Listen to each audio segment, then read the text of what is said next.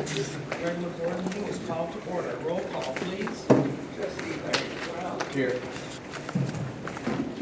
Trustee Wilson. Here. Trustee Payne. Here. Trustee Griffin. Here.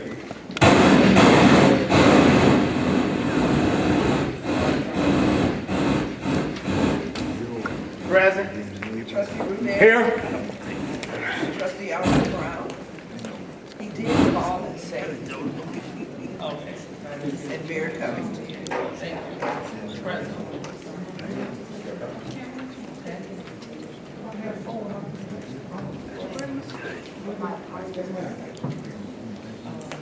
Please, join in the pledge of allegiance, please. To the flag of the United States of America and to the republic for which it stands, one nation, under God, indivisible, with liberty and with justice for all.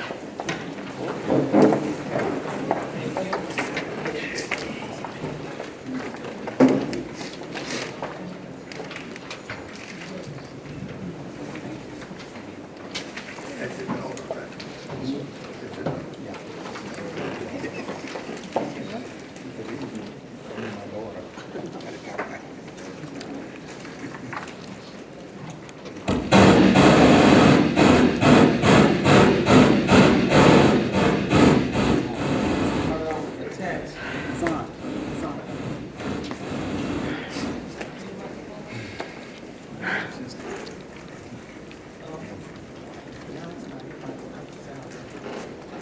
Hello. A text for your consideration and approval of the minutes of the regular meeting of board trustees held September 22nd and October 13th. This time. Yep, 23rd. Minutes of the special meeting of the board trustees and held Friday, there you go, Friday, September 25th.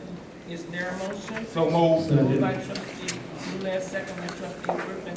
Concerns, comments, additions, all of them. At one time? Yes. You can go through them. 22, 25, 30, okay? Any on any of them? I have some.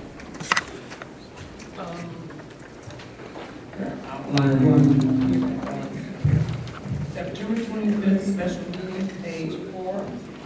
Mr. Paul Dixon voiced concerns regarding the misappropriation of funds within the University Golf Club. He was a little more elaborate on that. He talked about a goal, a payroll of 25 people, or more, 45 people, he said, in the drawer. And we only have, I think, 16. So it was a little bit more detailed than that one sentence. I know, Clerk Jones, you were taking the minutes at that time. So, I don't know how to address that. You can't really address that. But there's a lot left out on these minutes. Right, I think the intent there, since we don't have made plans, is to try to capture the essence. Right, that's very important. That was something that was very important. Okay, you want to add the ghost payroll? Yes. There was quite a bit there that was said that wasn't unfortunately captured on our cable station. Okay, also, I didn't get a chance to read all of them because we just got them yesterday. So, those of us that were busy or didn't get an opportunity. Yeah, I will ask that someone. I move the table, the September 25th meeting, all three. We just received them yesterday, I move the table, all three. Second. Thank you. Moved by trustee Wilson, second by trustee Larry Brown. Thank you for that. General public. Could we do I'm sorry, roll call please on that. Trustee Larry Brown. Vote time. Trustee Wilson. Aye. Trustee Payne. Aye. Trustee Griffin. This is I, the table. Yes. All three sets. Okay, aye. Trustee Rudez. Vote aye. Trustee Oscar Brown. Oh, you meant. Mayor Tucker. Aye. Thank you. At this time, general public. Visitors. Visitors are always welcome to all public meetings of the Board of Trustees. To comment on an issue, persons wishing to speak will be called upon by the mayor during section E, general public. The interested party will stand, identify themselves, and make their comment. In order to give proper consideration to all items on this agenda, the mayor will limit participants in the debate and will close off protracted, repetitive, irrelevant, or abusive remarks. Thank you. And please, 3 minutes, and again, I'm not trying to be rude to anyone, but we might get out here tonight and storming and you gotta go work on. Mr. Mary Lewis, quick.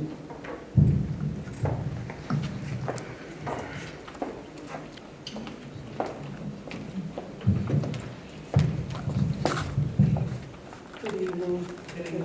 Good evening, Mayor and board and faculty. I don't think it's on.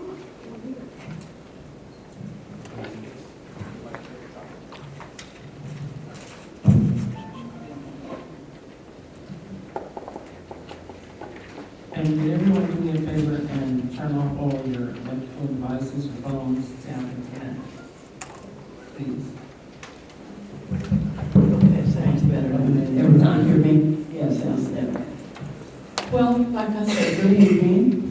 It is a nice rainy night. It's my birthday. Happy birthday! But I had some concerns that I just had to address. Now, my number one concern is still about our golf course. We have Trustee Brown, Oscar Brown, addressed that we was losing so much money at the golf course. And he made it known that it was like so much money, and we all know that there has been, the golf course have been moved. But then my question is, why do we have a company that's filed Chapter 11? Why, that was the only person, the only business that wanted to come to the golf course and do business with us? Was there others? And I tried to get even a copy of the contract. And they said there was no contract. Now, how can we have doing business with a company and there was no contract? I tried to get that from the village hall this week, and they said there was no contract. That is unacceptable. There's got to be a contract. How can you do business with a company without a contract? Okay, so that's my number one issue. Okay, and my second one is about the appointed village manager. I also tried to get a copy of her resume and her qualifications. And sure, I've known her through the years, but she had not managed. She was an employee, and no disrespect to her, but we would like to know exactly what type of resume that she have compiled that would allow her to be village manager. Now, they said also, well, we like her, and she's part of the village and part of the furniture, but I think we are not trying to use people such as that. We're trying to get qualified people to run our village. Now, we had a lady that had integrity, that was all around, that was educated, and she has a resume that's all around, and no one have shown us reason why she have been removed. And I would just like to, just from the trustees, to tell me, to show me the reason why Ms. Bowler has been removed. Okay, that's my second. And I mentioned about the persons who we have accepted to run the golf course, the Michael brothers, you know, they are not even allowed to even do business in banking anymore. Why are we using them? Okay, all right, my 3 minutes is up. Yes, ma'am. All right then, well, thank you. To address some of it is personnel, we can address it legally. But as far as it's not a contract there at the golf course. that I know of. I don't think there is one. And right now, they have been removed from the premises until so contract has been done. And no, there were others, and we were going to address it at our retreat. So I know Mr. Lotto had RFP some, 3 of them, I think 4 companies to consider them. So I guess until that time, no one will have it until we decide what we have, but they don't have a contract. As far as the other stuff, like I said, that's something that you would have to look into. Like you said, you did FOIA, okay, fine, or you asked for it. You have the right to do that, but we can't speak publicly on that because it's a personnel issue, which goes into executive session. Ms. Mildred, thank you.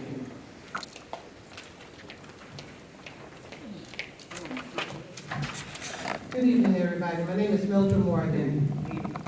Welcome, our business council. Just want to give a report on, and I'm going to be doing this from different meetings that we have. Giving a report to the residents of University Park as to how the credit card is being spent. Under Vivian Covington's card, because when they go out of town, they get a per diem. And the per diem is for them to use for taxi, for eating, things of that nature. Taxi, $1788. PayPal, $180. Call Fire, $125. Van Flores, $1,830.81. Van Flores, $381.18. Money spent on the per diem just for 3 years was $3,178. Cooper Hawk on New Year's Eve, $169.37. Golf course at the restaurant, $31.74. Golf course again, $46.81. Buffet in Las Vegas, $86.44. Olive Garden, $59.75. Golf course again, $42.87. Panera Bread, $14.90. Egg and I in Chicago Heights, $40.62. AutoZone, $76.85. Captain Cook, $147.10. I think I was wrong, and I think it's $174. PK Catering, $42. Ambassador Suite Restaurant in Washington, D.C., $81.17. Ambassador Suite the following day, $33.74. Some other restaurant in Washington, D.C., $31.05. Veterans, Hines, VA, $173.30. Jiffy Lube, $246.43. Some other restaurant in Las Vegas, $78.08. Dunkin' Donut, $2.05. McDonald's, $6.52. Jiffy Lube, $402. Oh gosh, David Staffing, oh my goodness. This is with the vendors, you know. David Staffing, $628,000. Cab, $15 in Washington, D.C. Magic Cab again, $10. Okay. Magic Cab, $11. Walmart, $84. Thank you. And another Walmart, Your time is up. $402. Thank you so much. Okay. Please leave our money alone. Stop using my insurance. I will address all this idea I'll say this kind of thing over and over and over until someone gets the fact that there are 3 credit cards in the village. 3 credit cards. Credit cards are used for everyone. We have 3 credit cards. And we did that so we would stop writing blank checks. So we had some type of backup and record keeping of the cards. It'll be interesting to see who signed those as well when you do the 4-year thorough. Because yes, some of them are, I did go to Washington DC, and other people went to Vegas and California, and Seattle, which I didn't go, some of those. However, we have those on the credit card, they have a right, they have a budget, trustees have a budget as well to go. We put it on any of the 3 credit cards that's used, and that's what we do. That way, there's no fraud. It's always a record of the expenditures, and that's how your money is tracked and kept. Yes, there is a maintenance on the vehicle that I drive, and they told me to take it over there, and that's when we put it on the card, so everyone can see it. There's nothing to be hidden about the card. I've had a card from the PA 37 years. Not excited to have a credit card. So, with that said, anytime you want to say it, it's free. I have nothing to hide. We're using the 3 credit cards for expenditures. I think Ms. Johnny Townsend was talking to me today. We're going to make some changes in that so it can be even better and streamlined so you can see exactly. It's there exactly anyway. How you want to perceive it, how you want to read it and categorize it, that's your own discretion. But that's how the money is spent. We have a record now. We don't have people spending $5,000 in donations like before. That's why people are taken to prison, and it shows it. So it is what it is. Next person.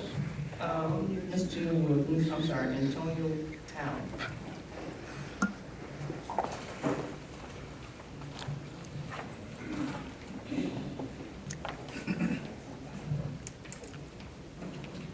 Hello, ladies and gentlemen. Hello, sir. I'm a resident of University Park. I live in Black Hawk and Sandra area around the corner. Speak up, please. I live on the Black Hawk and the corner of Sandra and Black Hawk. And in my area, crime is a little outrageous right now. I'm having shootings over here on a daily basis. Fights on a daily basis, and they're coming from 2 or 3 residents.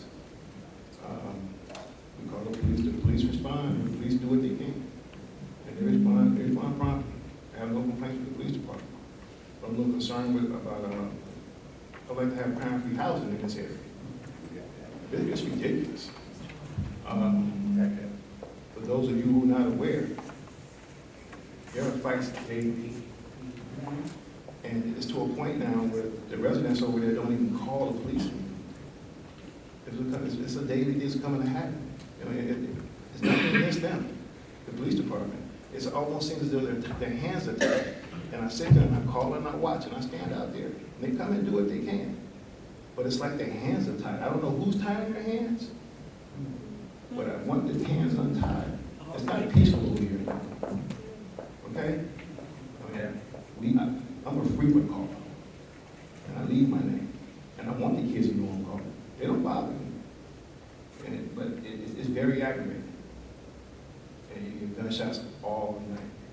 All day, you said? All night. I'm working during the day and the night. There's gunshots. And they live right next door to each other. They're shooting at each other. They're shooting at each other right next door to each other. And people are scared to walk the corner. They're littering. The police come in this person, they come right back. It's a joke to the kids. You know, the police go in and go out their business. They're called, they come right back. Kids run in the park, come right back. So whatever we can do to keep this from turning to Salt Village and Riverdale and Robbins, please do something. Thank you. Thank you. To your interest, Mr. Towns, right? Towns? Yes, ma'am. Towns.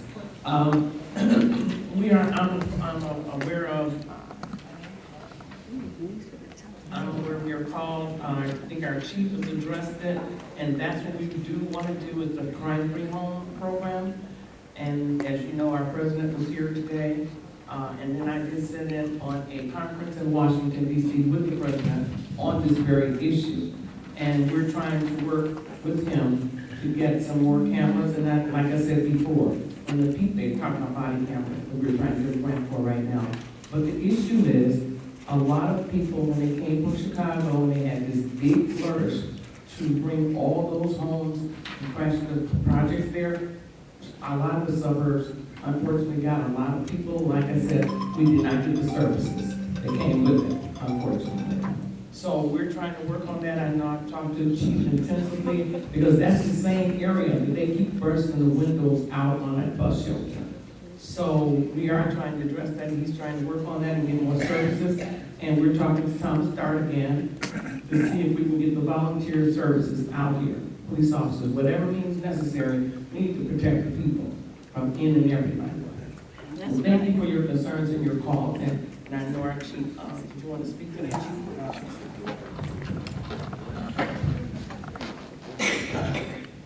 First, thank you for expressing your concern. The police department has been aware of the issues occurring on Block Hawk and Sandra. The police department has invested extensive amount of overtime hours in the last week and a half to combat the crime that's in that area. I'm happy to say that I have met with the owner of the home of 805, because there's currently renters in the home, with our code enforcement officer today. And we have instructed her that if she does not evict those individuals that are in the home, that we will go about nuisance abatement procedures to get them removed. She did say that she is currently selling the home. She has notified the appropriate authorities to ensure they're removed through the court system, and the police department, code enforcement will be following up on that. Hopefully once that occurs, it will quell some of the stuff that's going on in the area. I encourage the citizens to please continue to call the police department. Please bang down my door. Like I said, I have open door policy. Please come to my door, let me know what's going on. If you feel you're not receiving appropriate police services, I want to address that. If you're receiving great police services, I want to hear that as well. We're working very hard to ensure that that specific area is taken care of, as well as various areas in the town. I have been in extensive discussions with the mayor, Trustee Rudez, Trustee Griffin, and a couple other trustees in regards to getting crime-free housing ordinance together. I am in the process of working on that, and should be presented in the next month and a half or so to the board to vote on. Thank you. Great. Also, Chief, did you get a copy of the pictures? I don't know if the person is here tonight that sent me over, texted me over the phone. It's something that's going on. I don't know how we're going to do that. Maybe Public Works can spray down the tree. They're putting this gang symbol, BBB, whatever that means. I've talked to Mr. Gary Townsend about that. Okay.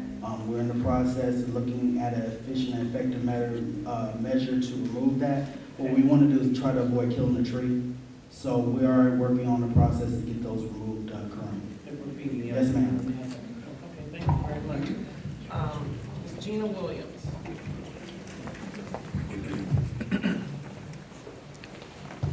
Good evening, Mayor, good evening, board, and residents. It's funny how we stand here, we can say a pledge of allegiance to a flag, but there's no allegiance to this village. We've stood here and asked time after time, why was Ms. Bola removed? We've yet to get an answer, and I would like an honest answer. The woman was doing her job in exposing the corruption, the misuse of the credit cards, tools, machinery that was taken home or used for whatever personal use. You would think y'all would be on board with that. But no. Because what? Were some of y'all part of that corruption? The woman brought order. And yes, you spoke on control. We need control. Because this village is out of control. The spending, the board, the whole thing is whack. I'm tired of it. And I'm going to do something about it. Now, I don't know what type of background you have, Mrs. Townsend. I've asked for it. I got a letter asking me for clarification of what an educational background is, and no shade to Dee, but that means, where did the person go to school? What did they major in? How many degrees do they have? What do they know? Can they write grants? These are the things that we as taxpayers need to know, because you are offered a handsome contract. And again, no disrespect, but you don't pay a secretary the same thing you pay a manager. You don't pay a CNA the same salary you pay a registered nurse. So we have a right to know these answers. And I'm tired of y'all sitting here with these blanket questions. Every time we mention the golf course, I notice these two gentlemen, they get uncomfortable. They start looking down. Wonder why? Is there some money coming y'all way? Because y'all get very uncomfortable with your body language, Mr. Griffin, Mr. Rudez.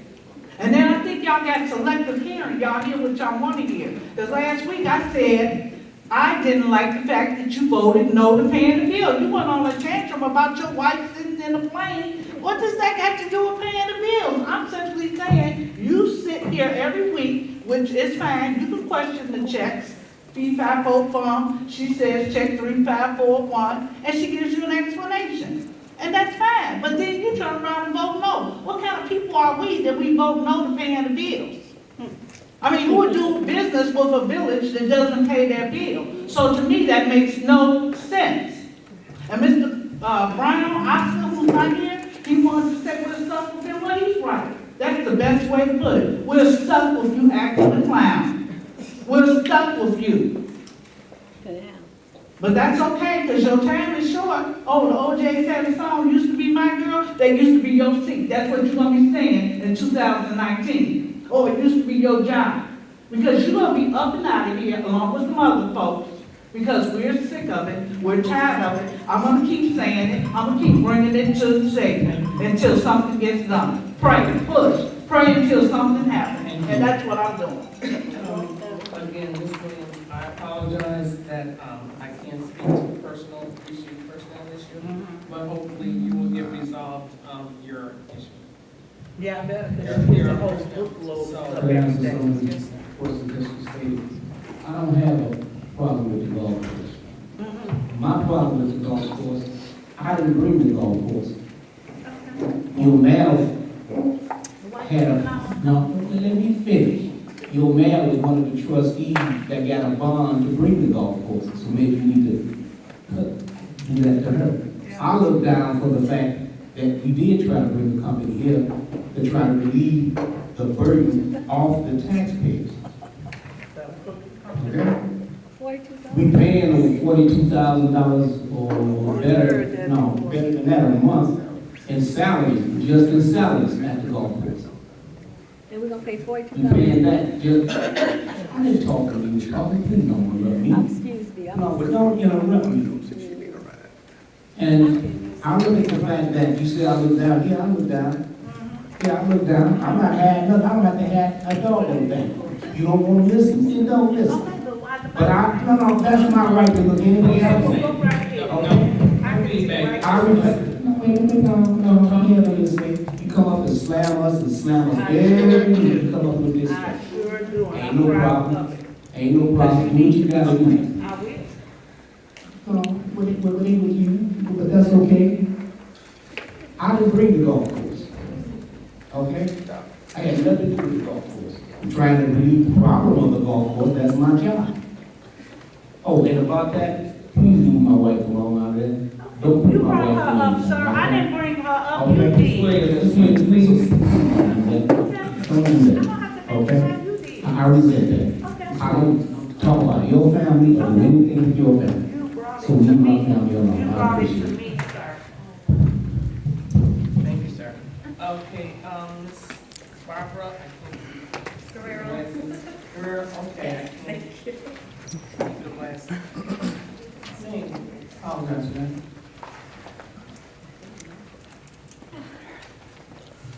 On a lighter note. Thank you. Thank you. My name is Barbara Guerrero, and I am running for circuit clerk in Will County. And I'd just like to say a couple things about myself. I have been married for 22 years. I have 2 boys, well, I should say men. My first son, he is a graduate from the University of Texas. He served in the United States Marines. He now works for NASA. My second son, he's 22, and he is a graduate from high school. He started college, and then he's now reflecting on joining the Air Force. I myself have been working at the courthouse for over 10 years. I work in records management, which is a very vital resource for criminal records, civil, traffic, and any other official, like appeals that come into our hands. There's also 3 other agencies that we work with. It is Annex, Nicholson, and also River Valley. At any one time, we have to be taken out of our area and go to another area. We have to be very well knowledgeable into what it is that we're doing. It is very important for the residents of Will County, and it's very important for the services of attorneys and whoever else comes into these documents. We hold very high qualities with our work and everything that is going on. The reason I'm running for is several reasons. One is for, I'm sorry. You can just let us know what you're running, but just, we can do it. okay, that's fine. And I also want to add on to this is that I have been dedicated to a lot of organizations as United Way, and I just want to say that I have helped some homeless children, and I just want to thank the panel here for listening, and I just want to thank everybody here for listening and taking the time out. Again, my name is Barb Guerrero, and I appreciate it. Thank you. I participate, I'm sorry, what? Circuit clerk? The Will County All Courthouse? right, you can talk to me when we're outside. Yeah. Thank you. Thank you. Okay, Mr. Skywalker.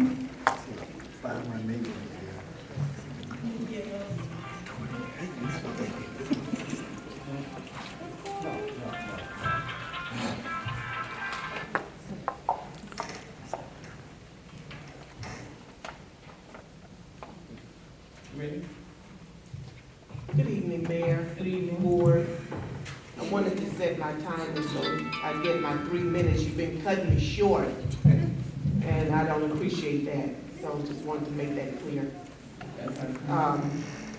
The fall newsletter for the library is out. I hope everyone has received it. And get your children involved. Make sure they have a library card, checking out books and reading. That's very important. I want to thank Trustee Griffin. Thank you. Some residents wanted to meet and see what we could do on a positive note to help move our village forward. We thank you for coming out to speak with us. We have lots of ideas, and despite the fact that we did not have a town hall meeting, we had a town hall meeting with a few residents who were interested in moving forward, so. Malfunction. My time. So, I just wanted to thank you for coming out. It's important that our village move forward, and it's important that residents who have that same interest, that we talk and discuss. We can move our village forward without BOLA or with BOLA, either way. I don't know why we have a feeling that our village can't move forward. BOLA was here for just a short period of time. We've been here for many years. Why is it that we can't move forward without BOLA? I don't understand that. So residents, let's move our village forward. Absolutely. That's a very important thing to do.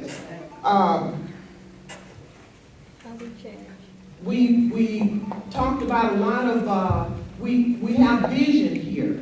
We talked about a lot of ideas to go forward, to help our young people. We have a lot of young people in our village that need to be involved. We just heard the man saying how, something is happening on the corner of Sandra and Blackhawk. That's because there's nothing here in our village to engage our children. So you're going to start a youth group. When are you going to do it? What are you waiting for? I mean, we have enough resources to engage our young people and have them involved in something. Let's get busy. We don't need someone holding us back. There's enough residents here. Where's the 100 men? Where's the mentoring for the young girls who don't know how to properly dress? So many organizations that we can start right here in our village to minister to our young people. We are failing them. Yes, sir. Thank you. Thank you. Thank you. As far as your response to our town hall meeting, that was something that this whole had put together, and we're all going to get that back, so you'll be looking forward to that, we will get that. As a matter of fact, I was a guest speaker at the NYTT.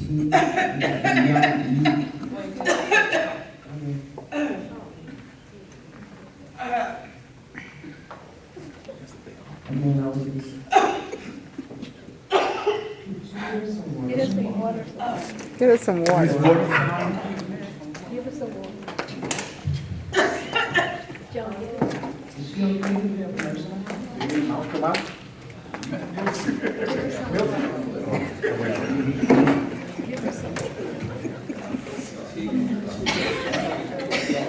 Thank you. Everybody okay? A guest speaker at NYTT, which is the Mentoring Youth Technology Training. And there, I was honored to speak there. I had the young man, Michael Carter, to come to University Park Library. And what he does is, it was intriguing to see the young people that were coding in Lego. And they were bringing robotics. And I had him come and talk to Tracy, our director of the library. And he did something there. Well, he will be coming to University Park and starting a program here for our kids. So that's something that we're really looking for. I'm taking an office on that as well. I'll be going to South Carolina, no expenses though. I'll be paying that 100% on my own. As a matter of fact, they're paying for me to come there. So we're going to talk about that and the new police chief equipment. And I'll be, and that's a big topic that the president has put on us to work with. I am now on his board of trustee board meeting, and I am the mayor. I am the president of the National Women's Organization.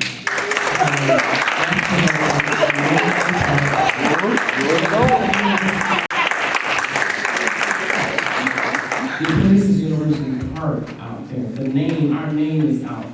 And a lot of trustees go out to various conferences, and it puts out the name of University Park.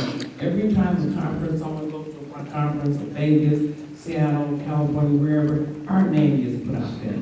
Wherever they go, Trustee Griffin, Trustee Liz, they went out to the National League of Cities, and our name is out there. When they go, they hear University Park. When Paula Wilson goes to Washington, D.C., University Park. All of these entities that we participate in, that puts our name on it. And I'm very, very proud, and I'll have a report to you that will really make you happy later on. And I hope everyone's okay. Your coffee? Okay. With that, there are no more public announcements, any comments. We will work on to our agenda. And thank you for your comments. Action items. Unfinished business. Second and third reading of ordinance of University Park, Wilson County, Illinois, authorizing an intergovernmental agreement between the Board of Education and Pre-Colonial Community School District 201U and the Village of University Park establishing reporting system. Is there a motion? Second. Moved by Trustee Larry Brown, second by Trustee Lizette. I'm sorry, Trustee Griffin, excuse me, sir. Okay, is there any comments? I got a question. Yes, sir. I know,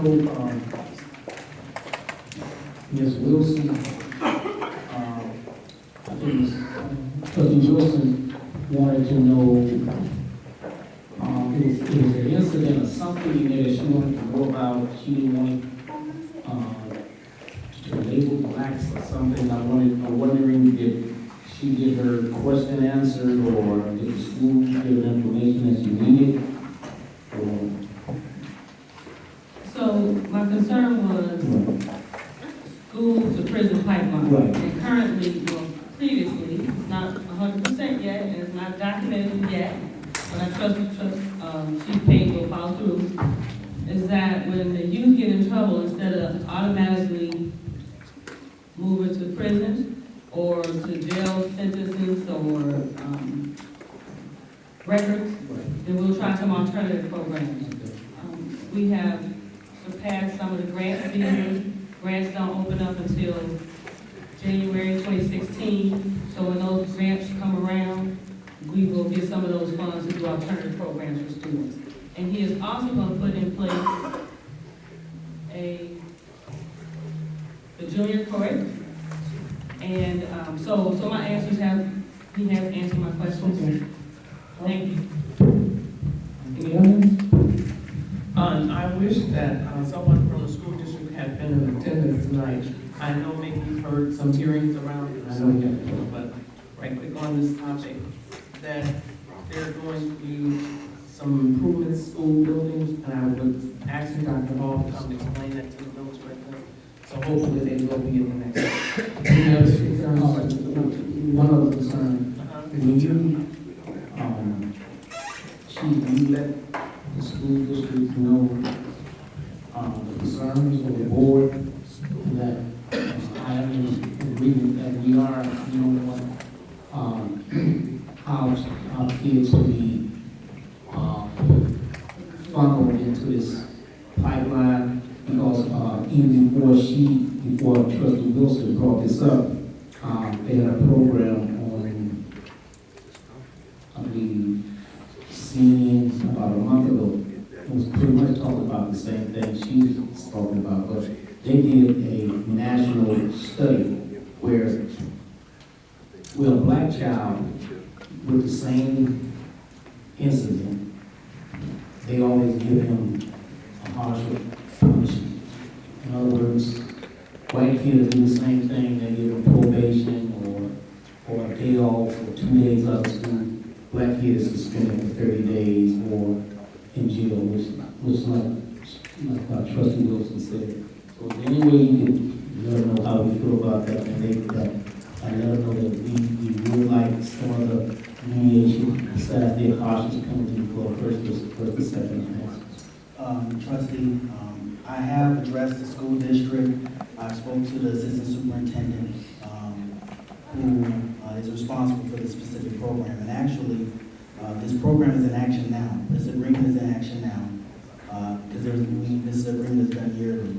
The incident that happened at 803 and 805 Blackhawk, 99% of those kids, they go to Creek-Monee Middle School. So we were able to go to Creek-Monee Middle School, and we were able to mediate the issue with the administration to avoid the children from being arrested and incarcerated. So the police department is currently actively working with School District 201U in regards to addressing youth issues that happen in school and out of school. And like I said, the incident on Black Hawk and Sandra is a perfect example where the partnership has actually worked. We've been able to meet with the school district, the principal, and meet with the students and their parents at Creek-Monee Middle School in order to alleviate some of the violent issues that have been occurring. And since that meeting, we've had very little police activity in that area in the last 3 to 4 days due to that meeting. All right, thank you. Any other, sir? That's it, thank you. Any others? Anyone else? Roll call, please. Trustee Larry Brown. Both sides. Trustee Wilson. Aye. Trustee Payton. Aye. Trustee Griffin. Both sides. Trustee Rudez. Both sides. And Mayor Covington. Madam Mayor, that's ordinance code 2015-42. Thank you. I know it's late, and I did not see him, because I guess on the podium there, but it's never too late for an intercession of prayer. And I will ask Pastor Floyd right now to come up, because we always need that. Pastor Floyd, would you please come up and do prayer this morning? Let's pray. Let's pray. Lord, before we ask you for anything, we're going to just tell you thank you, because you've been so good to each and every one of us. Lord, we would ask you to be in this balance, this meeting tonight with the leaders as well as the listeners. Guard and guard our tongues so that we may do all things decently and in order. In Jesus' name. Amen. New business, second on third reading of ordinance authorizing the execution of an investment banking agreement and it truncated in here. I cannot read the bottom of it. And I know we had that issue here. Or Stern Brothers. On your cover sheet, I know. File council for the village and university. Okay, it's overlaid, so it's not clear, will include county. Is there a motion? So, second. Second, any questions, concerns? Mayor, I'd say if it says bond council, it should say, it shouldn't say bond council should be struck. I'm sorry? It says bond council.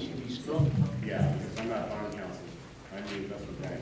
Oh, in the overlay, which we can't read? Yeah, if it says bond council. Yeah, what is it, bond council? It should say what? It should say bond, he say strike the bonds. Like the bond council said, what? Just Just investment say bank. Stern Brothers Company, sir? Investment bank. Banker. Okay. Okay, that's what banker, I have a question. Yes, ma'am. Is this Trustee Wilson? the docket number F-2C? Okay.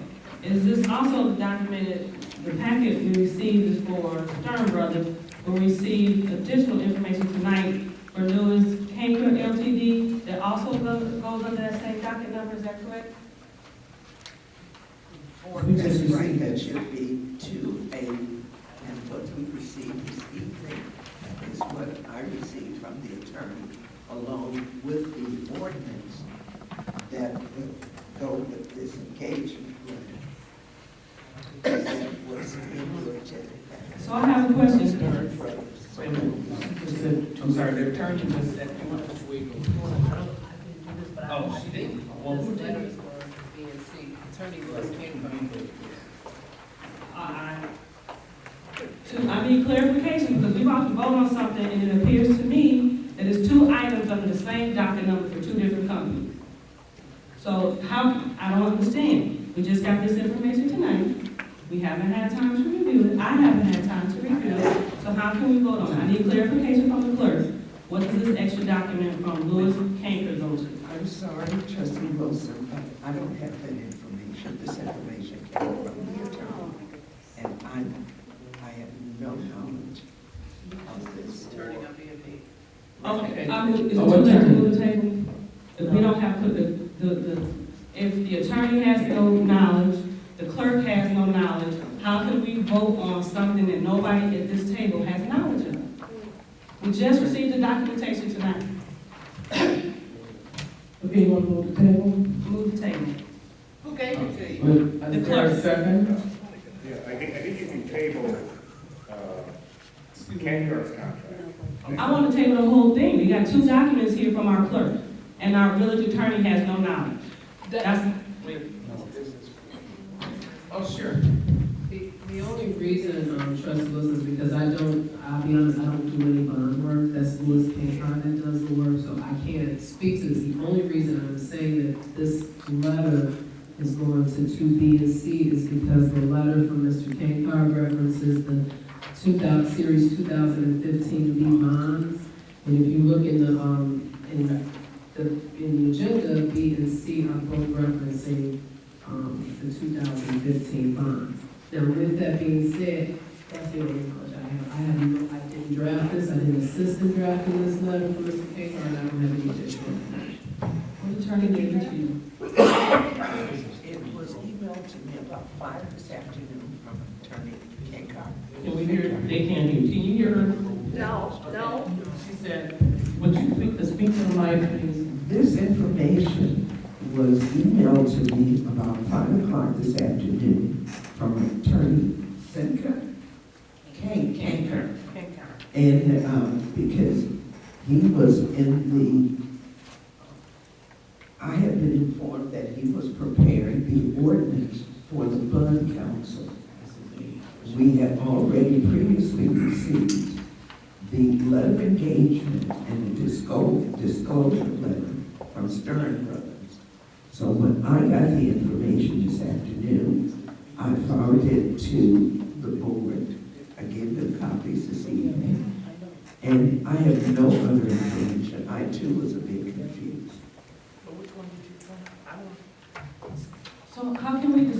is if we just want On the table. Go ahead, I'm sorry. If the clerk is confused, maybe I'm the only trustee No, I'm confused. confused here a little bit, because we don't, this is the revision, I'm sorry, I printed this off Something came on my phone. at 5, I got that, but then I got this is a revision to when I got to this, and I don't. First of all, the docket numbers don't match the agenda. Right. That's okay. So the one that says F2C should say F2A. Okay, I got that. And then, so with that, this Lewis Kankar Ltd. Letter to the mayor and the board of trustees, does that go under F2A? I was under that assumption, yes. You under that? Right. And the ordinance? Yes. Yeah. Because she's under that assumption. But you aren't clear to it, clerk, well, you know, it's a table, it's a table, it's a motion table. What were the changes there? I mean, I didn't review it, I should have, because this is my agenda, and I should know a little bit more detail at time, on a more timely basis. So if nobody, no offense to anyone, since this is just raggedy, can you just, I want to be thorough, and I want everybody to be clear, we're not trying to do anything raggedy. Can you please explain to us So what did this you is just, all about? excuse me, ma'am. We just need to know. Now, so what do you guys, have time, because it's a $1 million, it's $7 million on here, not to exceed $10 million? This one says not to exceed $10 million, we're talking about a lot of money, we just want to make it clear. You're talking about our tax dollars. Yes, you are, yes, we are, ma'am. Yes, we are, ma'am, we're talking about your tax dollars. That's why I need you all to verbalize And that's what to us. we're trying to understand and get clarification here, okay? And then we will be glad to share that with you. So they have the table. They got 2015B, and they got 2015A. Then they got 2015B. Right. Okay, I have one more question too. Mayor, you want One more question before he comes up and explains. Anyone that said council, bond council, that we found out should say Investment banking. investment banking. Yes, ma'am. It mentions that, and it's highlighted that you're engaged as a financial advisor, that you are not a financial advisor or a municipal advisor. How do we know this is actually good for the village? We have not discussed it. We just received some of this information tonight. So again, I know it's a motion on the table. I mean, I moved the table, have not gotten a second, but I want every resident to understand. We have not discussed this. This will affect your tax dollars. This company that was listed as bond counsel, they state in here, they are not a financial advisor and they are not a municipal advisor. So how, board, how can we vote on this? Mayor, can I address these? Yes, you can come up here. Mayor and Board of Trustees, my name is Wayne Fierce, I work for Stern Brothers. I'm an investment banker, we're an investment banking firm. By regulation, we have to distinguish ourselves from municipal advisors or financial advisors. That's regulatory. We are very capable, we've been in business since 1917 in the municipal business. We know a great deal about municipal bonds, and we have had discussions with staff regarding the ordinances that you have before you. My contract is for investment banking services to provide for the bond issues that are going to be discussed or on the agenda. I'm not bond counsel. Lewis Kankar is bond counsel, and they will issue or render a bond opinion that the bonds will be tax exempt under certain guidelines of federal guidelines.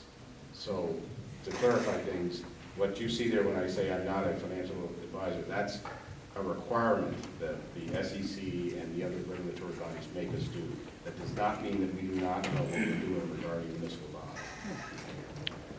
I get that. When you pointed out though, when you made when it's pointed out that you are not.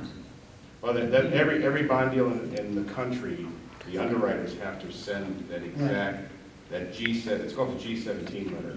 So Goldman Sachs, Chase Manhattan Bank, they all send the same letter to the issuers. You're the issuer, explaining that. And I can go into more detail about a G17 letter, but it's required. Right. But in all fairness, We want to know. with all fairness, you know, we can break it down, we have a workshop, but in all fairness, since we just got this, and we're a little confused, and there is a table for, there's a motion to table it. I can try and explain it to you if you'd like. Yeah, but this This is the third reading that we just got the information, and the clerk is confused, and the attorney is aware of this piece of paper. He can still explain it, still take it. That's right. Yeah, we can explain. I do, but I think we should.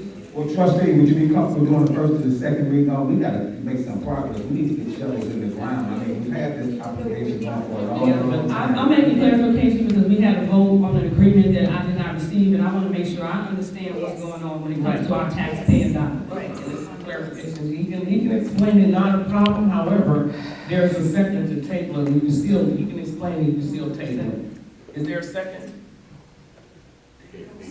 Just as allowed to speak. Yes, okay, yes, he is allowed to speak, yes, sir. Okay, so, we'll do that, then go ahead, he has made a second, go ahead and explain, please, thoroughly, because this is a lot, and I don't think you're gonna be able to explain all of this, but. No, I Okay. think this is information that we've worked with staff and some of the members. Excuse me? The board is voting on it. So let him Can I finish? finish. Okay,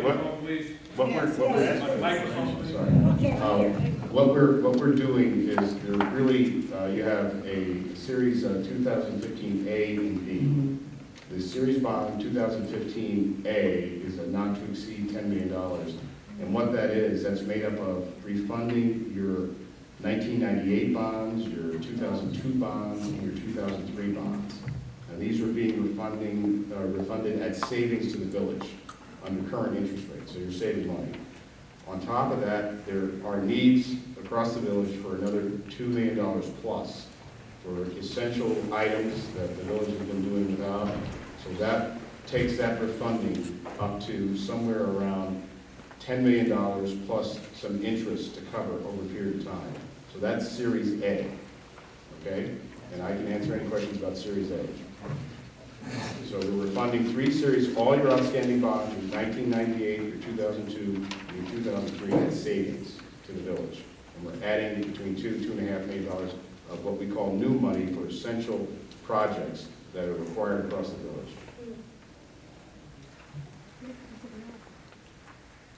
I'm not a financial expert, and I hear what you're saying, but honestly, I would like some direction from a financial expert. Well, I am not. well, that's what you have to finance. Can we hear something, Mr. Payton? Excuse me, so what is your question? How do I know what this is good for the village? Well, that's the documentation that says this is good Oh, for the. no, well, we provided information to staff about the savings, how the savings qualify under industry guidelines, you know, what the targets are for savings and refunding bonds. So we provided that You information. provided with the staff, so has the staff made a recommendation to the board since the board is voting on it? What's that? I don't know what staff is talking about. Your finance. Okay, well, I don't know, I'm sorry. What was provided to me was a document. You have, what they're doing is he's taking the current bonds that the village has, the 3 bonds, and he's refunding them so that we can pay a lower interest rate. And but at the same time, he's adding $2 million of new money. So once this is completed, you would not have these 3 bonds, you would have 1 bond. That would be the 2015 B bond. So it's refunding these current bonds that we hold are at a higher interest rate. The interest rate is now lower, so we're refunding them. It's just like you're funding your Lord.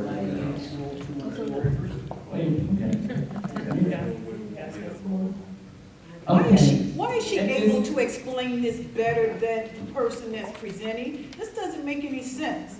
There you need to workshop this. Yeah, we do, and I agree with you. She's We explaining would this. we need to do a workshop on this first of all. Excuse me, he's going to, there are some questions that I have. Okay. Extensive questions. Talking over our heads or something. Yeah, and I want it to be ABC clear, because this is as Mr. Morgan said, they need to know this because, and I want to make it very clear, because we don't want anything to come back and shoot us in the foot and say, hey, you refinance. And 9 questions. 9 questions. These current bonds, Which bonds? this 2000, the refunding of our current existing bonds will not affect the taxpayers. These are current bonds that we currently owe and we have. We have them at a higher interest rate. We're refunding them to a lower interest rate. What's the percentage? Where is it? Okay. Right, the percentage. That now, Which bond? What's the percentage? 1998, 2002, No, she said, trustee, she said, what's the percentage? Well, you won't know the percentage. You don't know the percentage. They sell bonds. Well, It's gonna be in, who am I addressing? well, okay, okay, we understand, we're basically all, but we do need to have, a little more clarification for the people, because right now, as we all know, the governor is still stuck on the budget. We have a pension that we don't know at a 35% rate, At a percentage of 35% of the budget. And looking at financial stability that we're in right now, just explain to the people, when you come back, to the people, show how the refinance, who's gonna refinance us with the debt that we have, the TIF issues that we have, the 3.7 million that we have, the 13 million, yes, we do. I'm just saying, I want it clear for the people, show me how, and I don't want payday loan to be the people to refinance us. Make the people comfortable. How is it going to affect us? How much money are we gonna have to pay? At what point are we gonna have to pay? At what rate are we going to have to pay? Just wait a minute. I got this, wait a minute. We wanna know, with the budget being reduced to 22%, how it's gonna help us, how it's going to do what to us. Because right now, I know there's something going on in the school district, and I don't know what they're doing with that bond. I think they're gonna extend that bond, and that's gonna be on the taxpayers forever. See, I go to school board meetings, I know what's going on there. So we just wanna make people comfortable that, yes, we do wanna refinance, we do want to make the village better, but at what cost, they need to understand it in layman language, that's all. I have no problem with that, but what I would ask, my contract doesn't cost you any money, okay? I only get paid if you vote a bond issue. But I'd ask that you vote my contract, which you're asking for some additional work, which we don't mind doing. But we presented this information, so I think you can do that tonight. And we can come back for the workshop. It's not costing you anything, there's no. I like a workshop before I move to approve something. A workshop is to help me better understand. Sounds like he wants to get paid to explain it. Clarification is additional work.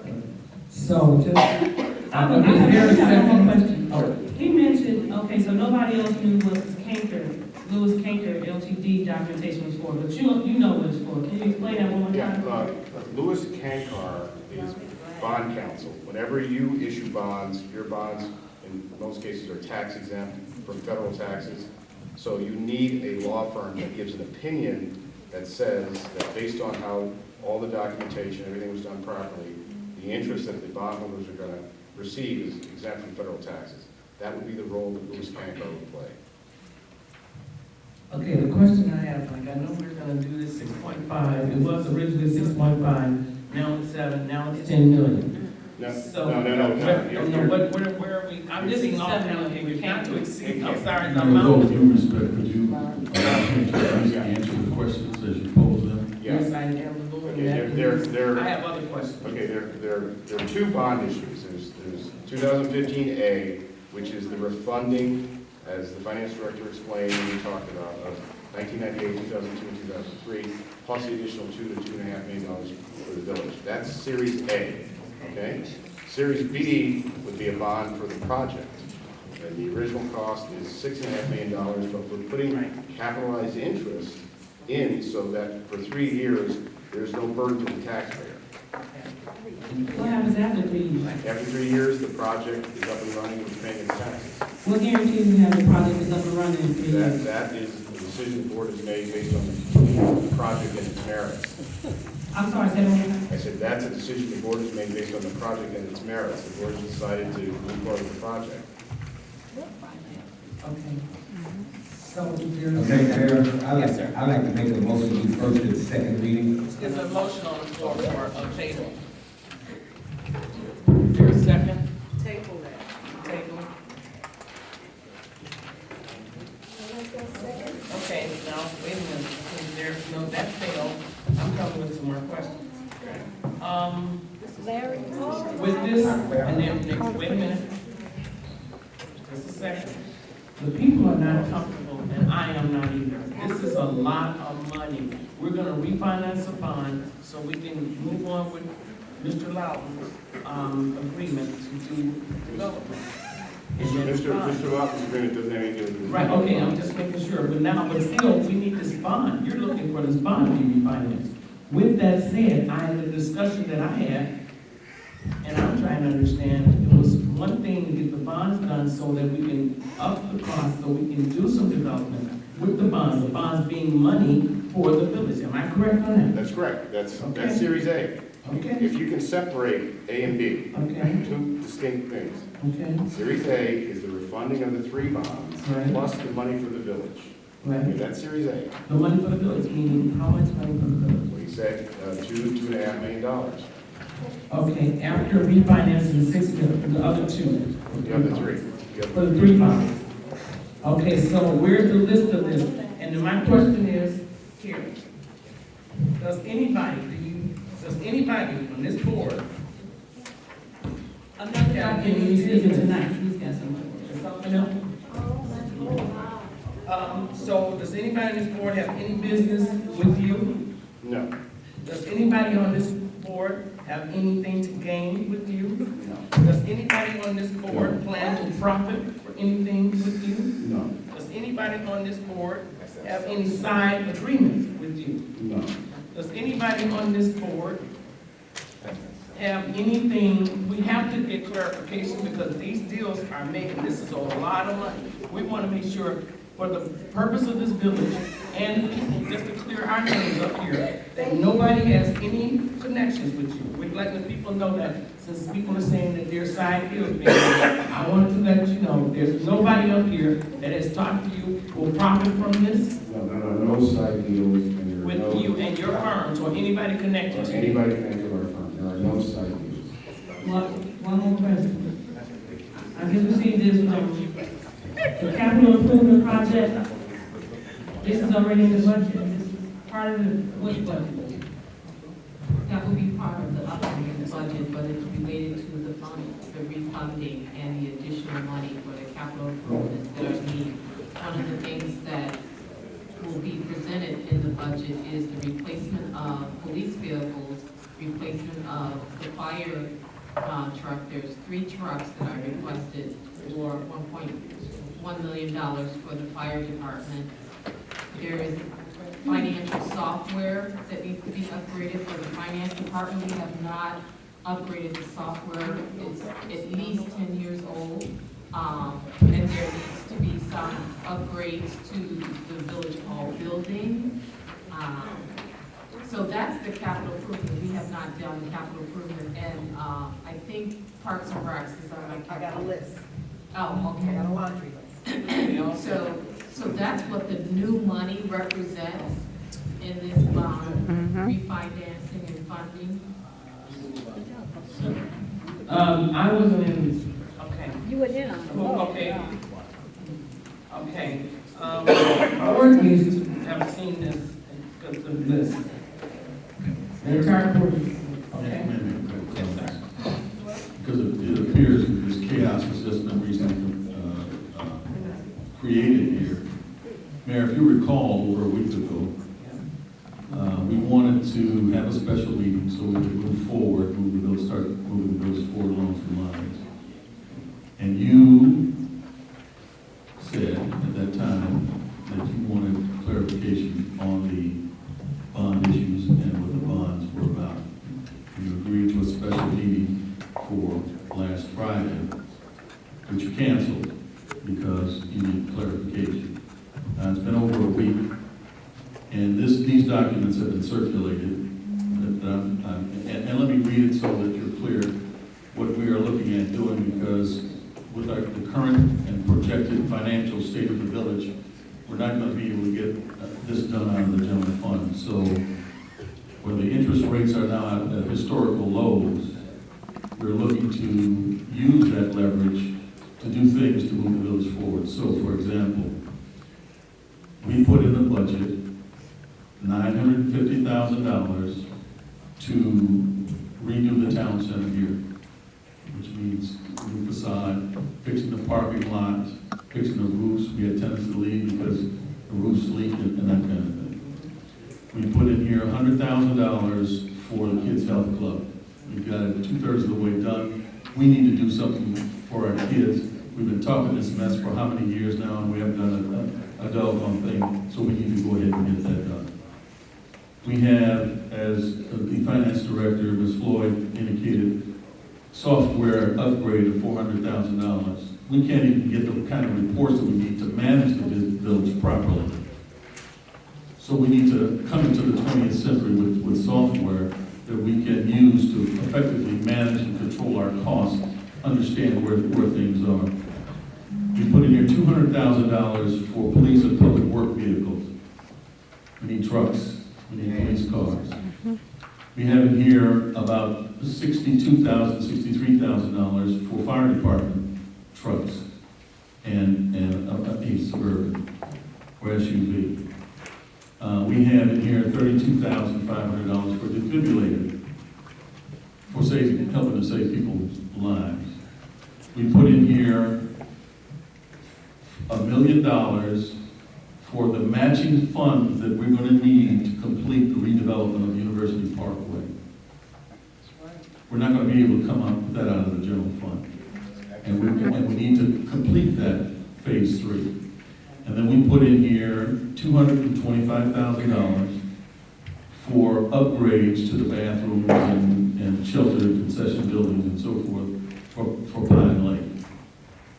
Now some of these numbers can move a little bit, but that's basically what the whole purpose of the bond issue is for, in addition to the $6.5 million for the public-private partnership for the University Village project. That project is going to bring jobs.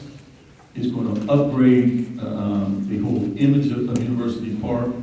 We're talking about 30,000 square feet of commercial space. We're talking about a restaurant, Dunkin' Donuts or old-fashioned donuts, a bank. Mayor, we talked about putting the post office over there. So, I'm not understanding all this chaos that I'm hearing here tonight. I thought we've been working behind the scenes to try to move this village forward. And we need to do this. Otherwise, we need to just shut up and just accept the state of the village that we have right now. Because it's not going to go anywhere. We've been going backwards here. So it's time that there's some trustees up here that want to move the village forward. That will take the time to read things ahead of time so they know what they're voting on as well. Now, I agree with Trustee Wilson. We should have had this information, some of it sooner, so it could have been digested. But some of us have had this information for a while and still not understanding, which from my standpoint is problematic. So, I would entertain Trustee Rudez's piece here. Just to say, I want to say here that without a doubt, we do want to move this village forward. We really, really do. But as the constituent said, they just want to understand it. And we are voting on something, but it shouldn't take the 7 of us to make the decisions for the people that are paying the money. They have a right to know it as well. So I apologize for not having that meeting because of other things that came up, which was a lot of other productive things which I will be saying tonight that we're getting here at no charge to the village. So if you'd like to, everybody would like to just, she wants to vote. Mayor, I'd like to make a motion. Okay. I'd like to make a motion on new business items 2A, B, and C, to consolidate those and do first and second reading on those items. Second. Moved by Trustee You just want to, I'm sorry, you want to move to first and second on them? Yes, on items 2A, new business, B and C.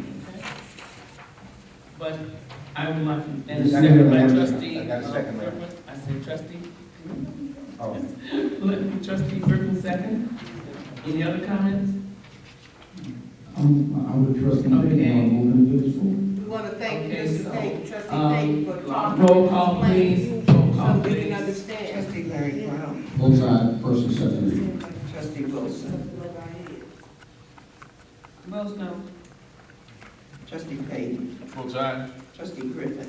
Both sides, first and second reading. Trustee Rudez. Both sides for economic development. And Mayor Covington. Votes no, more clarification on some other things that I have issues on. Okay. Thank you. Motion carries. Mayor, also, Okay. I would like to make a motion on a resolution on item D, a motion to table. And my reason for making the motion to table, a resolution approving authorizing the execution of an employment agreement for University Park Chief of Police. I'd like to discuss an executive session. Second. No, I'd like to table it. I can table a resolution approving the execution of an employment agreement for the police chief's pay. No, we're not there yet. No, we're not. Yeah, to do first, second readings. So we, Okay. We say consultant. Okay, a motion to table D, the resolution approving the authorization execution for our police chief. Is there a second? A second. Second, trustee Griffin. Okay. I have a question. Yes, sir. You know, I am for the agreement for this chief. But I will say, if we're going to go in executive session to discuss it and approve this contract, I'm with that. If we're going to go in executive session just to go into executive session. Right. You know, then, you know, I'm not willing to do it. Okay. And I'll say it again, I've said it to some of you, and the reason why this contract is offered, or should be offered to this chief, is because we are unstable. Psychologically unstable when it comes to the individuals that we hire and fire. But it's like, you know, and whether it's a contract or not, you know, the individual always seems to have come up on the short end about something or someone, something you've done, and especially this is the performance of the job. This chief has he's hit the ground running. He's been out here. I know this person been out here working. I ran into him. I know he's been several times out here working at night. And I think for the first time in a long time, we do have a chief who is active. Not just sit behind the desk and answer calls. Again, if I think if we were more as a village, as a town, as a board, more on an even keel, then we would not need contracts. But I think because of the environment, because of the social climate, the political climate, contracts are necessary. And you're right, Trustee Larry Brown. I would appreciate you giving me a few minutes in executive session. But I also would like to pose this question. Is it at the discretion or the consent or the advice of the village manager and not the board of trustees? You mean to hire the police chief? Well, to have an opportunity to extend and a contract opportunity by this being a fresh new relationship. That's all I'm asking for, a few minutes in executive session. And I have no problem against Chief Payton. Chief Payton is a great young man with a great upside, but the guy's been on the job less than 6 months. Let's handle the business of the people and let's do it thoroughly. I just asked for a few minutes in executive session, and I'd like to have the village manager to have the opportunity to work with him for a while and take that recommendation from the board. is it the village manager or the acting village manager? Either or. This is the other thing that I think, and I do believe that we all know. We didn't just do a search. just for a chief like we have done in the past. This chief went through an exhaustive process. That process included an initial interview, and if I'm wrong, somebody please stop me. That this chief went through the process of a written type of exercise. This chief went through the process of a psychological evaluation.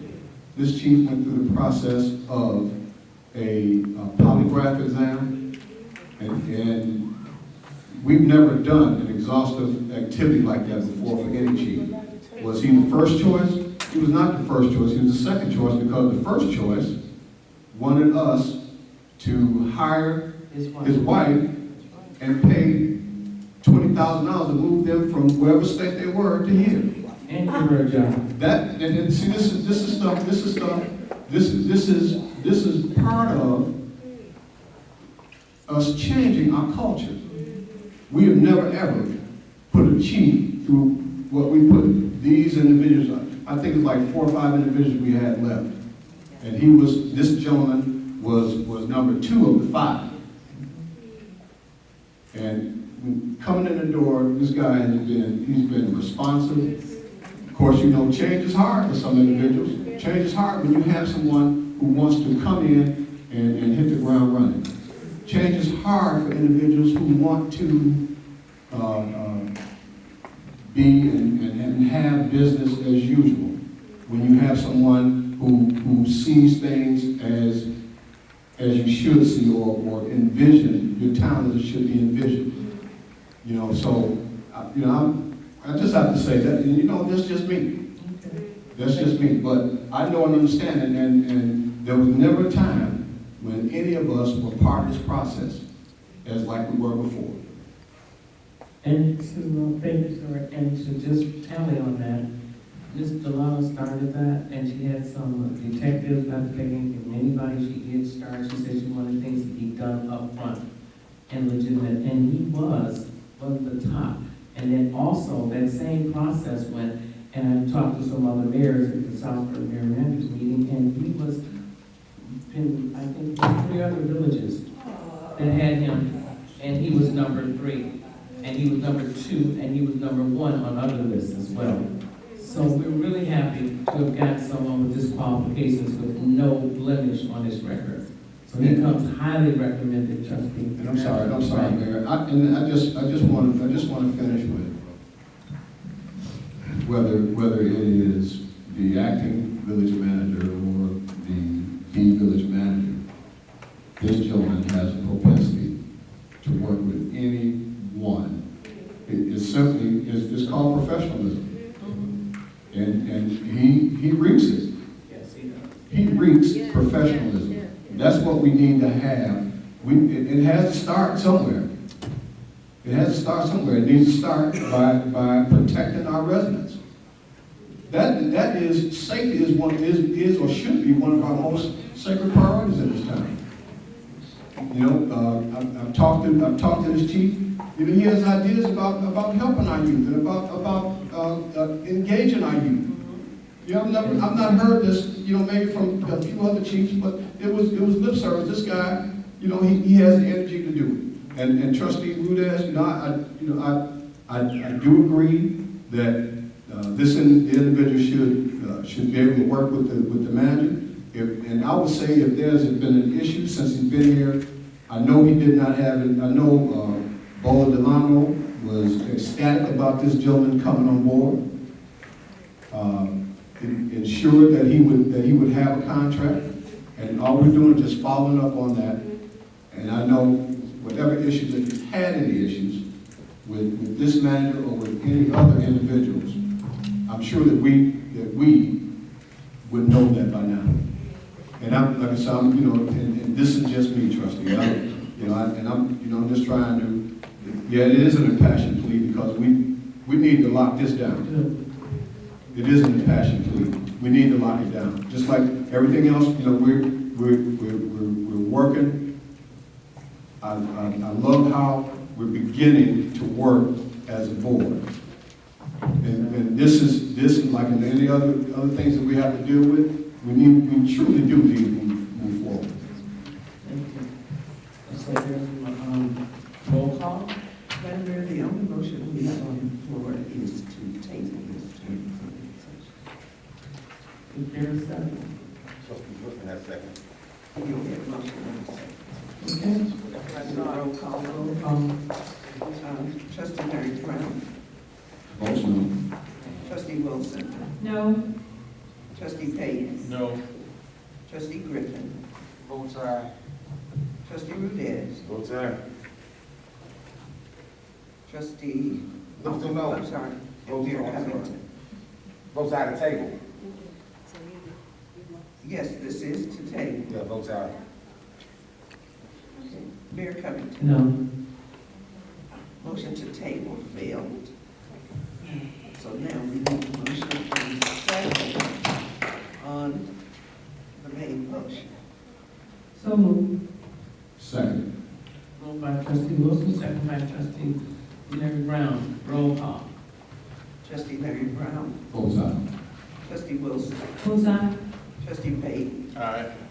Trustee Griffin. Votes no. Trustee Rudez. Votes no. Mayor Covington. Votes aye. Welcome. Thank you. Madam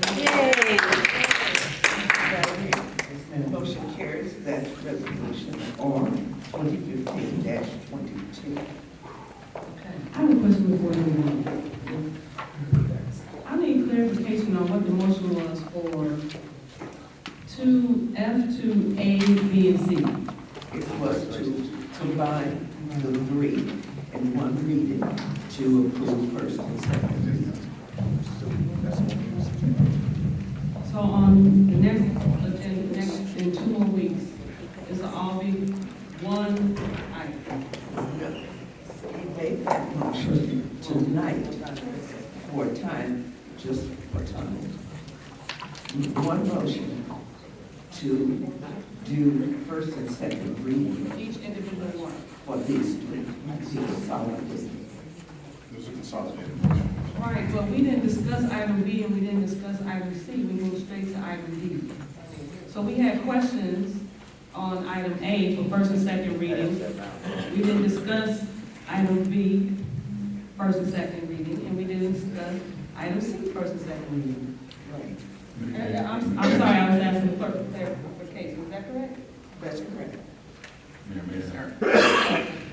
Yes, you're correct, Trustee Wilson. We didn't discuss them individually, but we did discuss them collectively.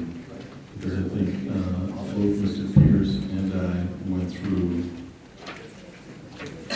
the detail. So, the matter, and that's where I have a problem with dilly-dallying, where this stuff has been out there a week, how many times we're gonna have to explain things to people before they understand it, so we can just go ahead and move on. That's just me. No disrespect, Trustee Payton, in regards to dilly-dallying and understanding. When I asked the clarification on the stuff I got from Kanger, you gave me the Village and University Park list of capital improvement projects. Today is the first I've seen of that. Now, I saw an email went out. I just saw that on somebody's phone, but I was not included on this. So this is the first time I've seen this. Now, he said staff has been talking. If you've been talking with the staff, that's you and the staff, but I have not been included on this. And the mayor. But again, I have not been included on this. And I think if we're working as a board, if the board is working to move things forward, then we should discuss as a board. Not just work with 1 or 2 board members and the staff. We can't do that and not violate the open. We can have a workshop. I think we moved on past that now. No, when he's mentioning that I'm dilly-dallying, or some people are dilly-dallying, I'm not dilly-dallying. If I get information tonight in the meeting, Disrespect her, she has the right to speak like everyone else. well, no, I need a clarification. I wasn't passed. Okay. May I? All right, now we're gonna I just need to know the last one, the last resolution number. our 2015 Yes, sir. Okay, good stuff. Appointment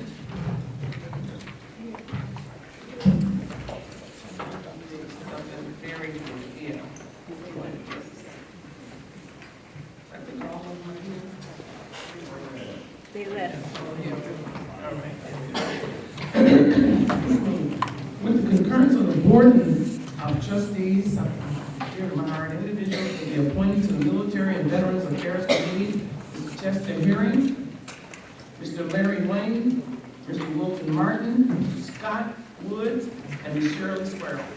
All terms will expire December 31st, 2018.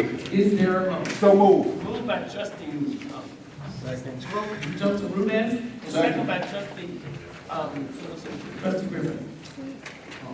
Question, trustee Beach. Roll call, please. Trustee Mary Brown. Both sides. Trustee Wilson. Aye. Trustee Payton. Aye. Trustee Griffin. Both sides. Trustee Rudez. Both sides supported by veterans. And Mayor Mayor. Covington. Aye. Motion carried. Congratulations, guys. I look forward to you guys doing a lot of good things for the University of Park and veterans. Okay. Next issue. Bills payable.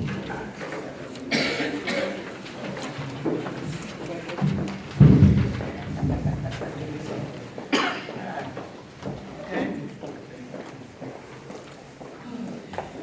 Reading.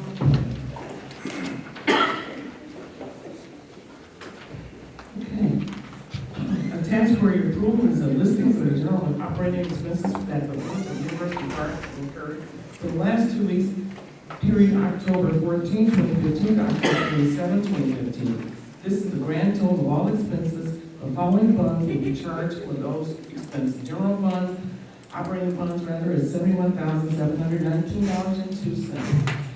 Road and bridge is $1,546.18. Town center funds, $3,922.03. Golf course is $1,257.80, totaling $78,445.03. Is there a motion?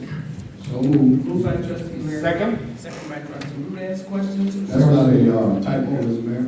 Which one? I know, right? This little, I know, right? Yeah. In 10 years. I know. Uh-oh. Was it Here we typo? go. Trustee. It's not for something, in front of something? Get you. I got a question. No, Trustee. the golf course. Oh, go ahead. You're gonna, this bills payable is a little bit lower than normal. Extremely.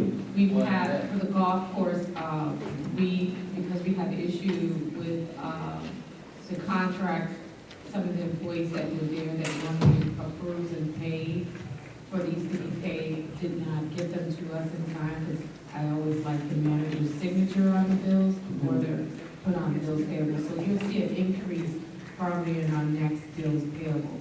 As far as the general fund, we have started to put a freeze on some of our spending, curbing back our, Yeah. spending. So you will see that number kind of stay constant, we want it under 100,000. We do have some legal bills that are missing, from this bills payable, around $10,000 with the transition, those bills are not received in my office. But for tonight, we will process for this week $70,000. I seek your approval for $78,000 only for this week. Okay. Okay,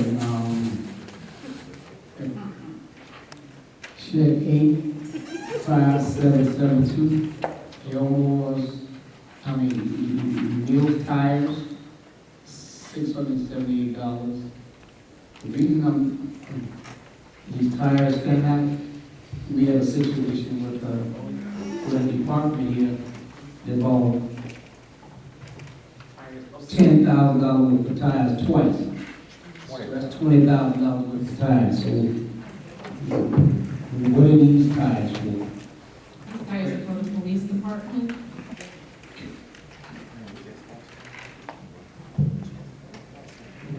You don't know you don't know that.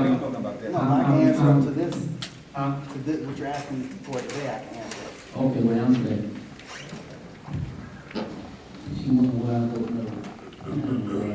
Okay, as far as the tires that are on this agenda, when I became chief of the police department, none of my squad cars had spare tires. 80% of my fleet, the tires were bald, okay, which means the vehicles, based on my observation, Okay, now, what happened prior, $10,000, $20,000 worth of tires prior to me, I have no control over.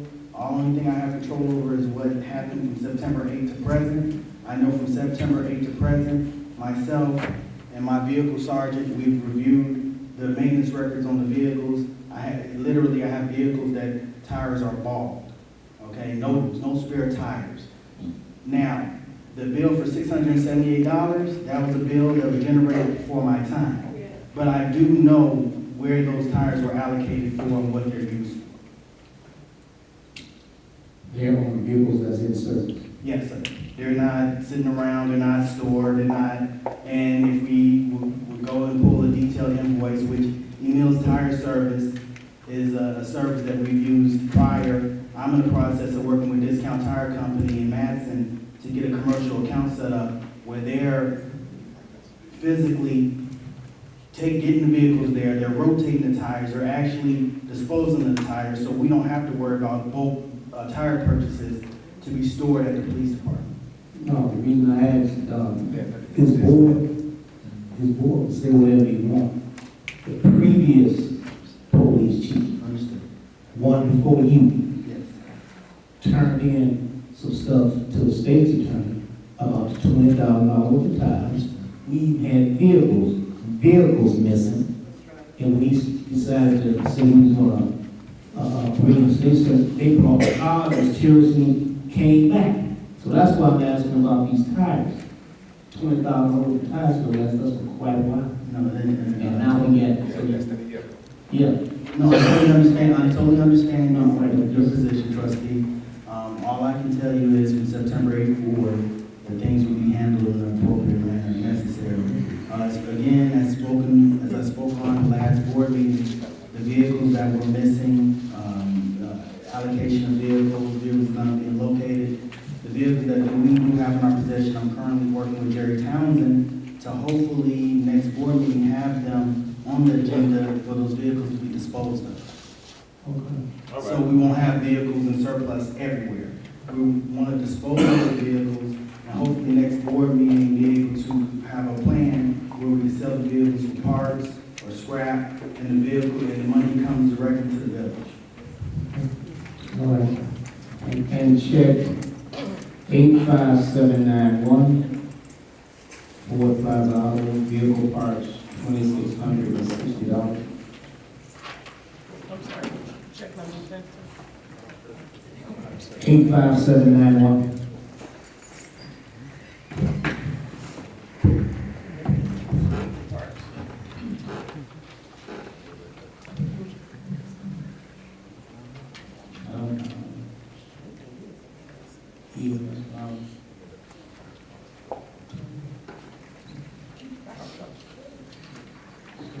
Yeah, that's various invoices detailing, auto parts purchased for public works, for, different parts for public works.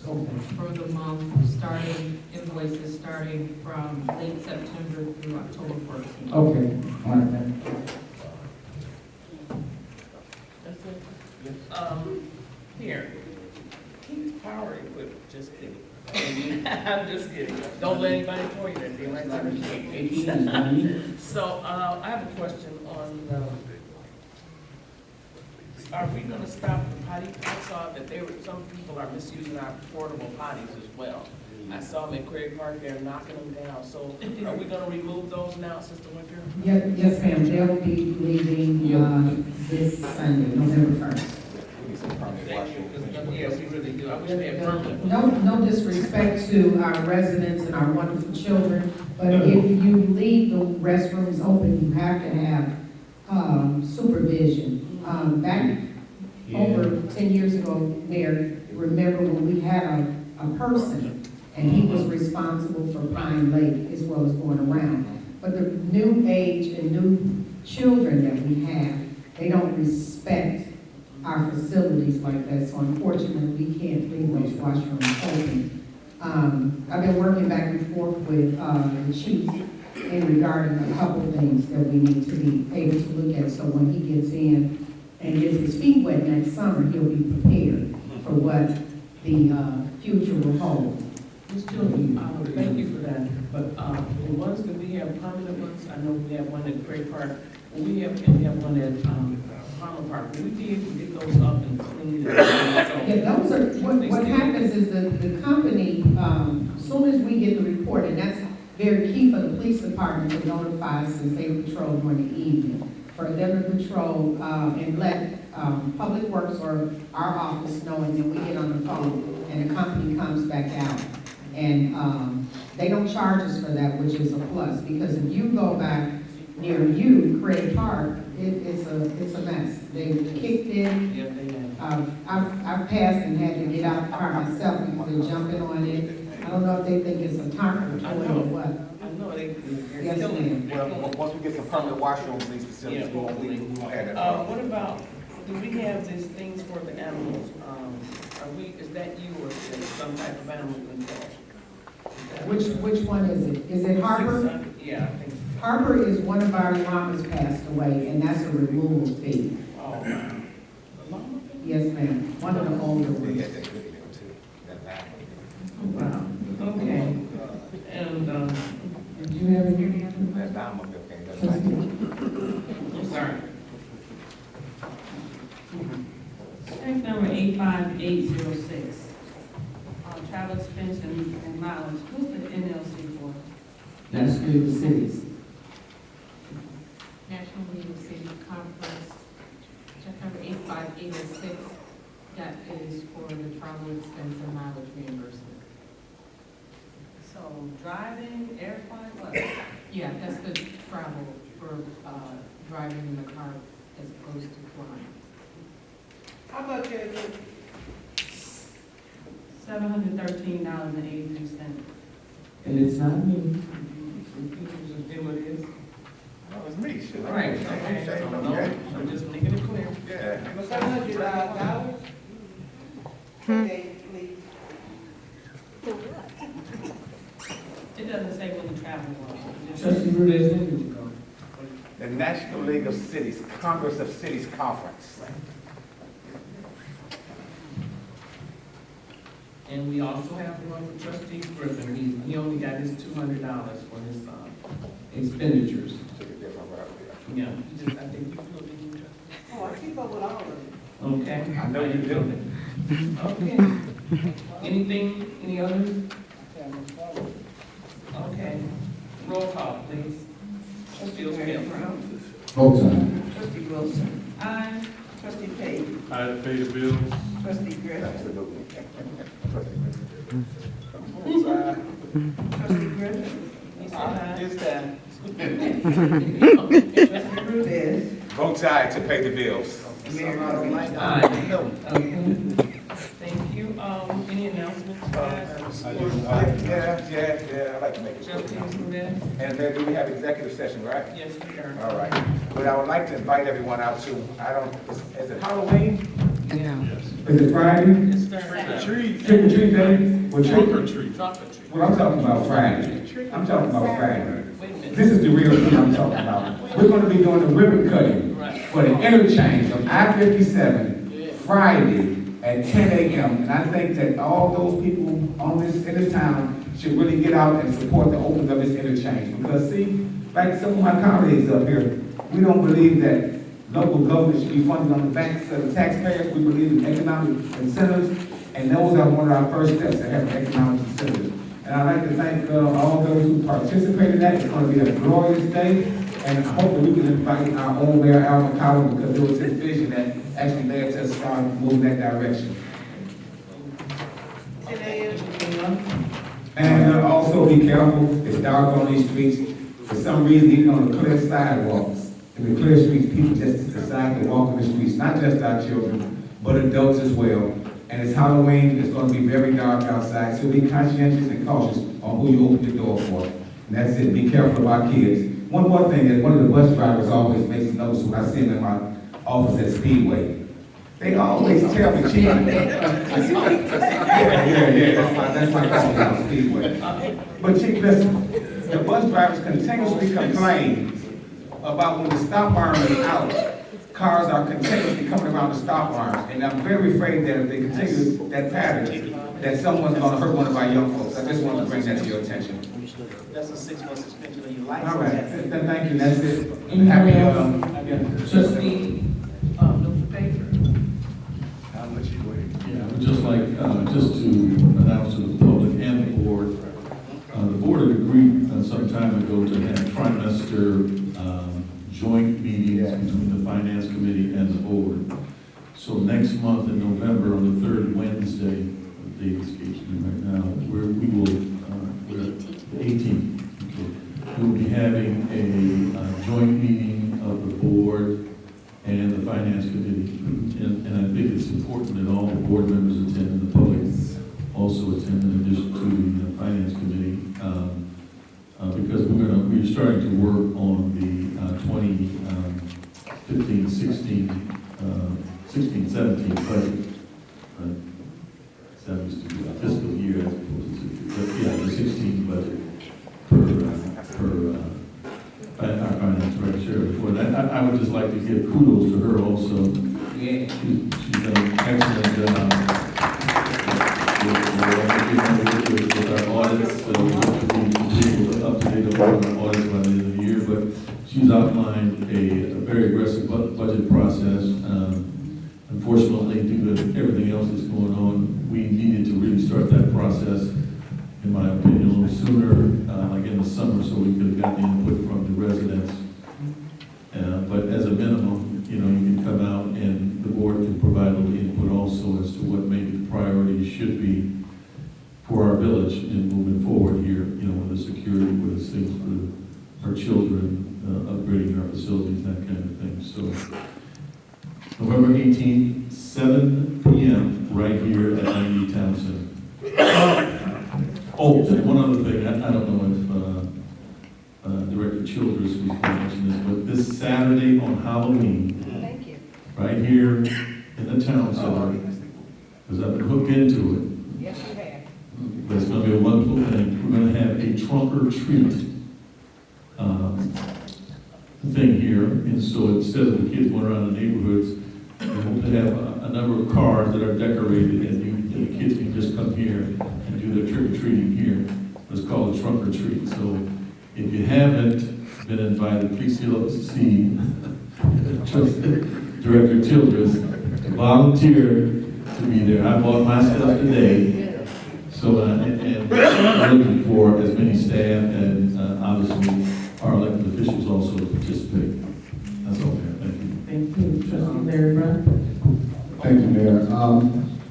This coming Saturday and Sunday,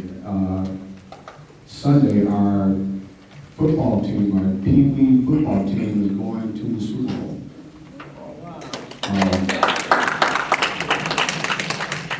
Now, I have not gotten, my daughter Tiffany, do you know where it's going to be?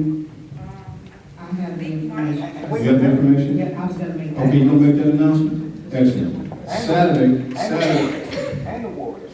oh, and the Warriors. And Saturday, we have our cheerleaders have their cheerleading competition. So it's gonna be a busy weekend.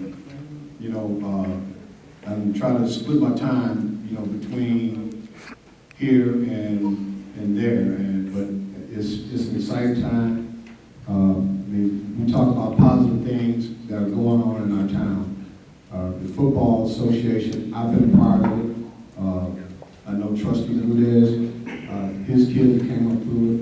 My children came up through it.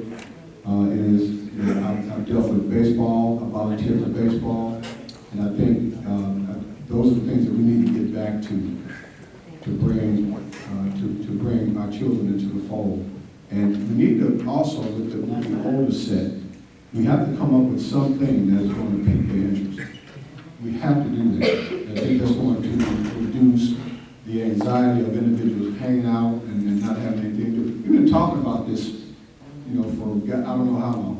Years. I can tell you since before I came on the board, since before Mayor McCown was here, they were always talking about doing something for our children having activities. And I volunteered in this town before I lived here, back in 1985. I moved here in 87. And I've been,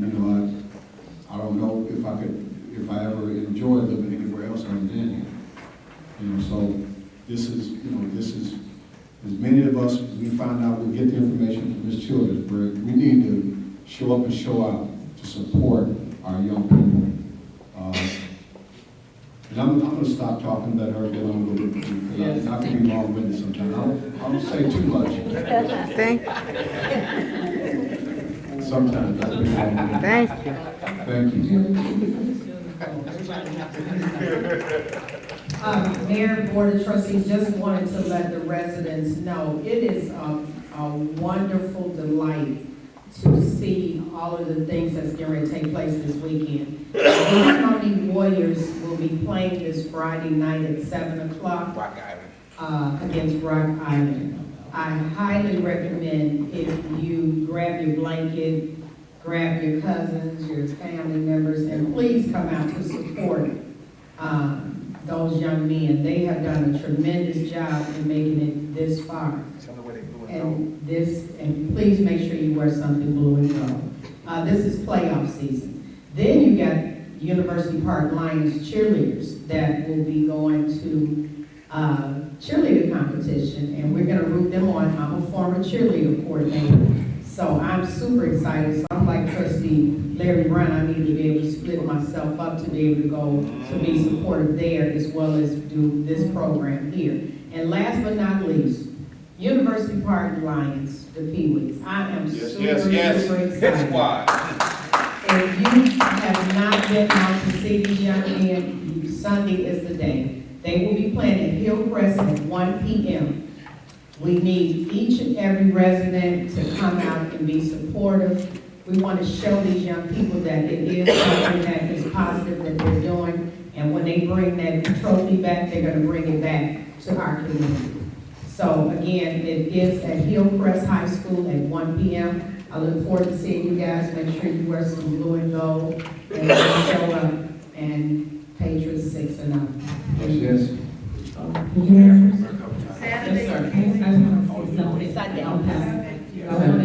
I wanted to put emphasis on the financial operations for the Village of University Park.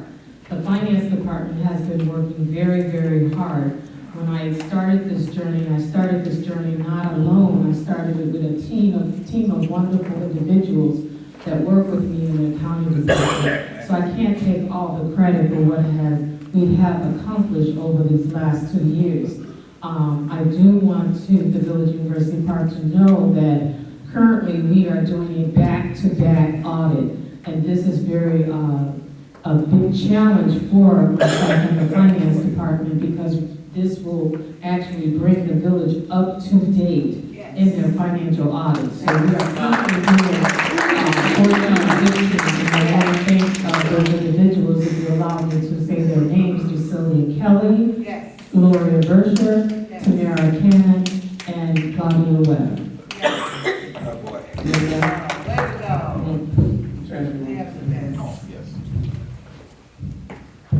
Thank you, Mayor Covington, and board members, and then also residents. I just wanted to piggyback off of what Trustee Payton said about Sharon Floyd. She is wonderful when it comes to financing for this village. I tell you that me and her, she communicates really well with the treasurer of this village, and I have not had a finance director who have communicated so well with the treasurer of this village. I'm talking about bank reconciliation. That's something that I always have mentioned here in this village, that she has gotten done here inside this village. Comparing our books, to our bank records, she has gotten it all done. Making adjusted entries, to our general ledger system, she has gotten it done. So I just want to thank her for being part of this village. Thank you. And I'm not just saying that because she's my neighbor. She has been doing it very well. Okay, thank you very much.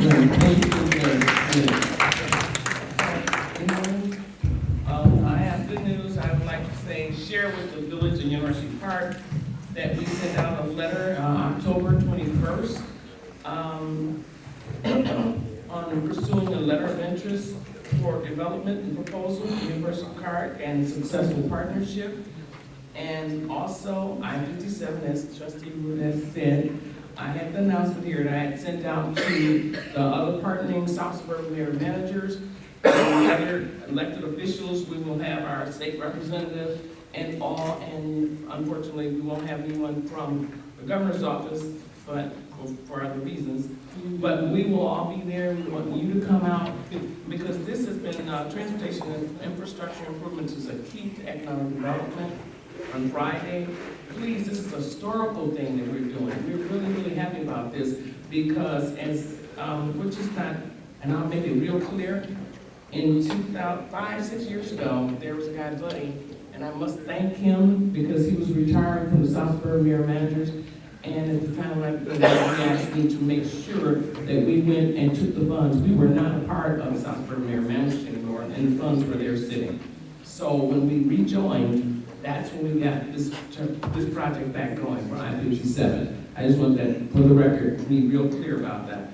And they got that done, and I would like to thank Ms. Bola Delano, because at the time, we were at the table in Schaumburg, and we were trying to get this done. And she was there, we didn't have a contact with IDOT. We called IDOT at that time, she's the deputy director, and she helped us get this. And then on top of that, they gave us a plus because they had misrepresented the name of Stumple in University Park. So they found the mistake, they apologized to us, and they gave us a bonus. And being on the transportation committee, to let you know, that's still going to go even more. We're looking for $4 million next year. I sit on the San Transportation Committee, and that's going to help us get even more money for the better expansion of Cicero. So University Park, we are going. And I did get a proposal. Someone just shared with me a business plan for $100,000 that they got to open the interest of a grocery store. As soon as he gets that to me, I will send that to the board. We'll look at that. Then there's another one, he had $10,000 for a restaurant as well. And American Bagel will be opening up on Cicero very shortly. So we are moving up. So guys, just keep praying for us and we will get it together eventually. It's hard and rough, as Trustee Larry Brown said, we're gonna make it happen. We're gonna make you proud of us. We're gonna make this happen for the board and the village of University Park. And if that's all, I'd like to leave you all and say, do unto others as you want them to do unto you. Have a great one. I want to make a motion for what, that we're going to a quick executive session, and we are going to, and the lawyer's going to tell us that. Just for the purposes of discipline, and possible litigation. Did you hear that? Personnel? Okay. Thank you all for coming out tonight. We enjoy you. We appreciate you. Keep it going. Keep it coming, people. We appreciate you. All in favor? Aye. Yes. Motion. Trustee Griffin and second was Trustee Faith.